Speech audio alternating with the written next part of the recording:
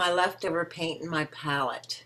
I put water in it and let it sit overnight, and then I drain out the excess water.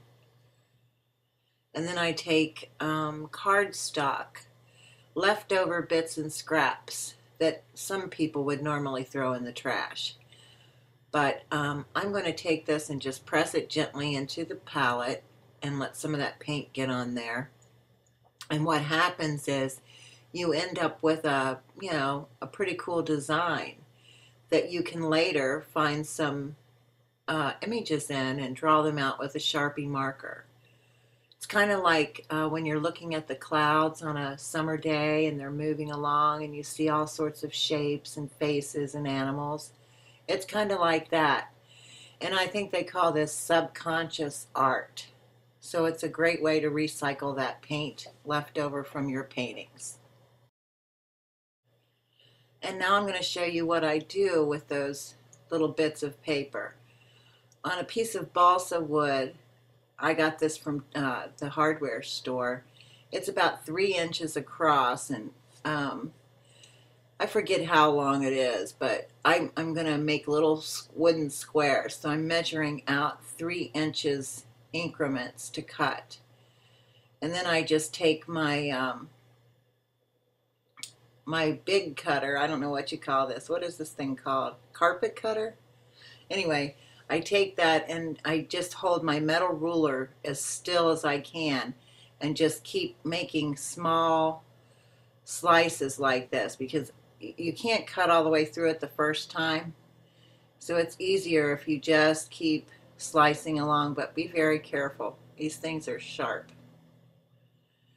And then after you do this several times, it should just pop right off. If you have a little hand saw, go ahead and use that. I don't, so this works well for me, this tool here.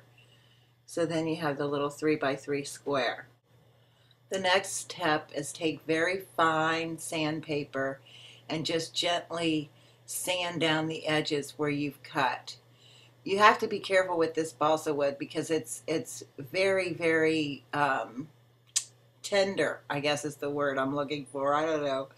But if you sand too much, it will really change the size of your square. So you just very easy want to do this sanding part.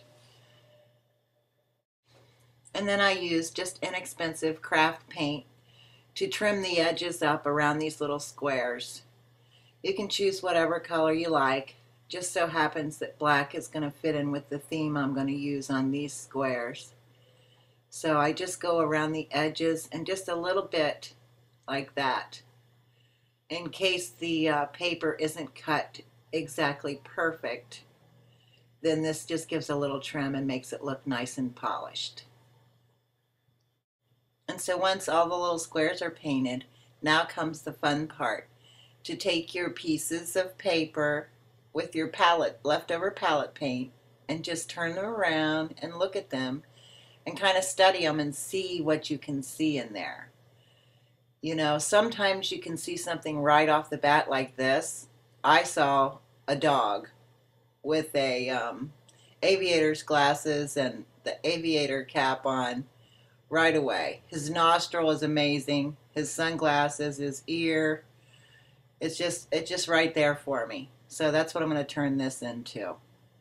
So it's a lot of fun just to pick these pieces of paper up and see what you can see. I love doing this. Then I figure out where I want the image to be placed on the block of wood, and I trace around that with a pencil.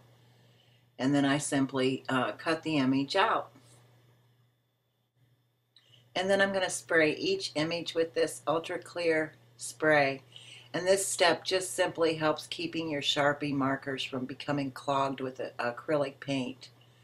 Then you draw your design, and then of course take the wood glue and apply that to your block of wood. And sometimes I apply a little to the image if it's very crinkly from being wet with the paint.